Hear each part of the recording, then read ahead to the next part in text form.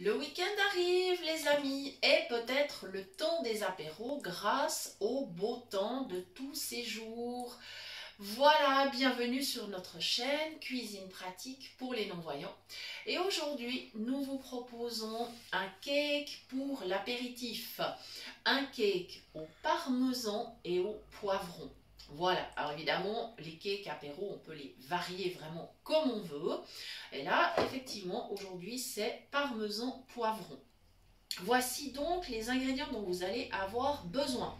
4 œufs, 1 décilitre de vin blanc sec, 120 g de parmesan râpé, 2 cuillères à soupe de maïzena avec une pincée de bicarbonate et de la farine de riz entre 4 et 6 cuillères. Ça va dépendre de la consistance de la pâte.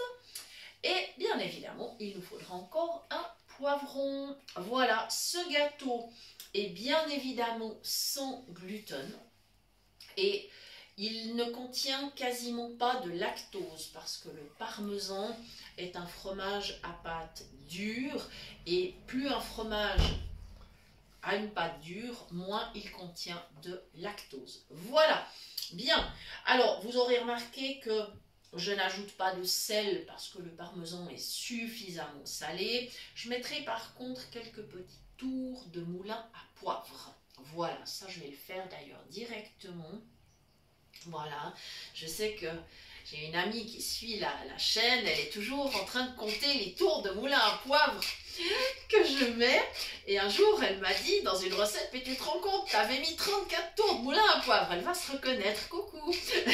Voilà, donc je lui fais un petit clin d'œil amical.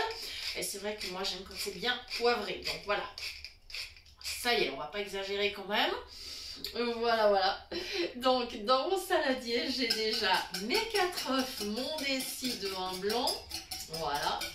Et vous aurez remarqué que je ne rajoute pas d'autres corps gras non plus. Bah, c'est pas nécessaire, hein, puisque le parmesan, c'est aussi un fromage suffisamment gras. Il n'y a donc pas besoin de remettre d'autres sources de matière grasse. Voilà. Comme ceci. Alors, bon, je vais donner un petit coup de couteau dans le sachet de parmesan. Voilà. Alors attention, si vous le faites, donnez toujours le petit coup de couteau vers l'extérieur, hein, pas contre vous, surtout pas. Voilà, mon sachet de parmesan que j'ajoute tranquillement. Ça, je m'en débarrasserai tout à l'heure. Voilà, ça n'est pas un souci. Je continue de brasser, bien évidemment. Voilà. Et comme je vous disais, ben la farine, ça sera vraiment en fonction de la consistance de la pâte, puisque beaucoup de facteurs peuvent intervenir pour modifier cette consistance. Ben, d'abord, il y a les œufs, le poids, ça peut varier parfois à quelques grammes près, mais 5 ou 6 grammes de différence sur un œuf, ça peut effectivement, c'est quand vous multipliez par 4, bien évidemment. Les œufs pour la pâtisserie, normalement, on compte 60 grammes par œuf. Mais il faut bien reconnaître que parfois, ils peuvent être ou en dessus ou en dessous. Et donc, ça modifie forcément la consistance. Voilà. Comme ceci. Donc là, pour le moment, tout se passe bien. Ça se mélange très bien. Voilà. Maintenant, je vais pouvoir ajouter ma maïzena avec le bicarbonate. Donc je vous rappelle qu'il y a 2 cuillères à soupe de maïzena plus le bicarbonate. La maïzena, je ne mets pas plus, sinon mon gâteau il va être beaucoup trop compact. Voilà, donc il y a un équilibre à trouver entre la maïzena et la farine de riz. Ça, c'est vraiment évidemment quand on est en mode sans gluten. Si vous n'avez pas de problème avec le gluten, vous pouvez tout simplement utiliser une farine traditionnelle et à ce moment-là, vous serez en moyenne entre 6 à 8 cuillères. Encore une fois, c'est toujours en brassant la pâte qu'on se rend compte si on est OK ou pas. Moi, je veux vraiment avoir ce repère, c'est toujours mon poignet, comme je vous le dis toujours, qui me dit si ma pâte est prête ou pas. Donc là, je mets ma farine de riz. Essayez de bien me mettre au-dessus du saladier, pas faire des catastrophes. Je vais commencer par mettre 4 cuillères et on verra ce que cela va donner. Le poivron, lui, il interviendra tout à la fin. Voilà. Donc, c'est un gâteau que vous pouvez varier de plein de manières différentes. Là, on a mis donc, du parmesan, du poivron. Mais évidemment, à la place du poivron, vous pourriez tout à fait mettre, par exemple, des petits champignons. Petits champignons de Paris, par exemple. Ça serait très, très bien. Vous pourriez mettre de la tomate, de la carotte, pourquoi pas. Là, je vous conseillerais de la râper par contre, hein, si vous optez pour la carotte. Pareil, si vous optez pour la courgette, il vaut mieux la râper. Voilà, vous pouvez ajouter des petites olives aussi. Voilà, donc vous avez vraiment le choix. C'est également une recette végétarienne. Voilà. Presque ok avec la consistance. Je vais rajouter encore une cuillère et on verra. Il vaut mieux toujours être prudent dans une préparation. On peut toujours ajouter. Par contre, enlever quand il y a trop, c'est compliqué. Voilà. Alors, voilà. Et là, je pense qu'effectivement, avec mes 2 cuillères de maïzena plus mes 5 cuillères de farine de riz, on sera dans une consistance tout à fait optimale. Ça me convient là très très bien. Mon poignet me dit que la pâte, elle est ok. Voilà. Et oui, je sais, ça vous fera peut-être sourire, hein, mais moi c'est toujours comme ça que je me repère. Voilà. Je vais quand même en mettre encore une demi. On va être vraiment, là on va être un peu plus, encore plus parcimonieux. Voilà. Comme ceci. Voilà, on sera vraiment super. Voilà.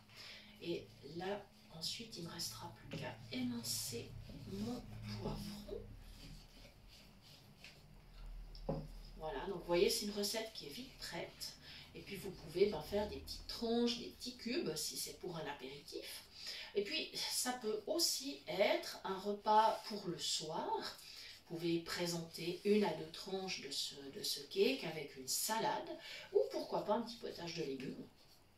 Voilà, ça peut faire aussi un souper, ça peut faire un pique-nique. Vous pouvez l'emmener en pique-nique, votre cake apéro, pas de problème. Plein de possibilités toujours. Voilà. Ouais, là la pâte me plaît bien. Ça y est, je vais emmener le fouet à la vaisselle. Comme ceci. Et je vais évidemment me laver les mains. Ça, c'est indispensable. Voilà. Je suis de retour à table et il me reste à émincer mon poivron. Donc je l'avais déjà coupé, j'avais enlevé le milieu. On a fait d'ailleurs un petit live qui vous permet de trouver justement les astuces pour préparer votre poivron. Voilà, le live est sur notre page Facebook, notre page qui porte le même nom que la chaîne, bien évidemment. Alors n'hésitez pas sur la page à venir commenter, à poser des questions.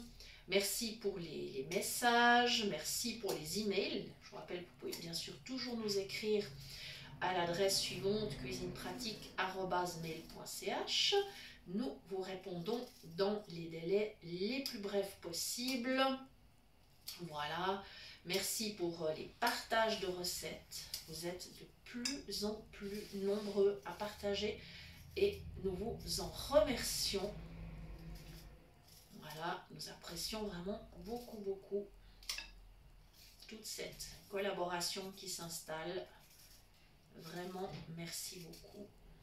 Voilà. Et il me restera ensuite, quand mon poivron sera totalement émincé, pardon, je commence à bafouiller, c'est pas malin.